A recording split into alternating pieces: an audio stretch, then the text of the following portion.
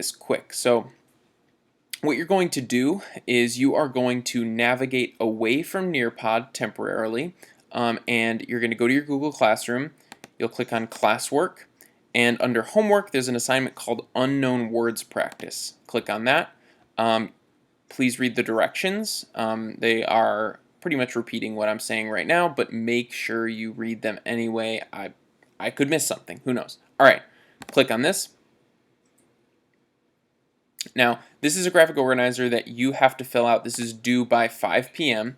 and you're going to read your independent reading book, your self-selected text, and as you read, when you encounter words you don't know, you're going to record them in this column, okay? And I'm going to show you what that process looks like. I'm going to refer back to the excerpt from my book that I was reading earlier. So here it is, right? The first word, athwart, the word that I described earlier, it was the first word that confused me while I was reading it. So I'm using my graphic organizer. I'm going to fill that word in, athwart, okay?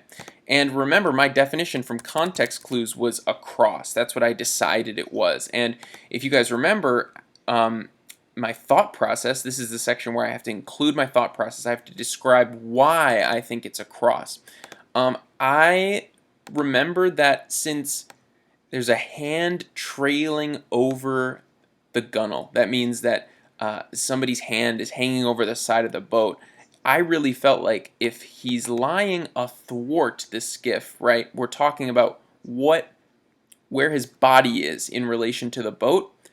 He's not under it, right? He's not on the side of it. I really felt like he was across it. And so I'm going to put that in my thought process. I'm going to say since his, and I'm going to actually quote the text here. Since his hand was trailing over the gunnel, it seems like the only way he could have been lying on the boat was across it.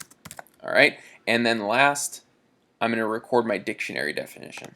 Okay, so remember, we go to dictionary.com, athwart, and then here I need to select the best definition, and here we have 6 total definitions. Now, this is some work for you guys to do. You're going to have to do some hard work here and figure out which definition fits best in that context.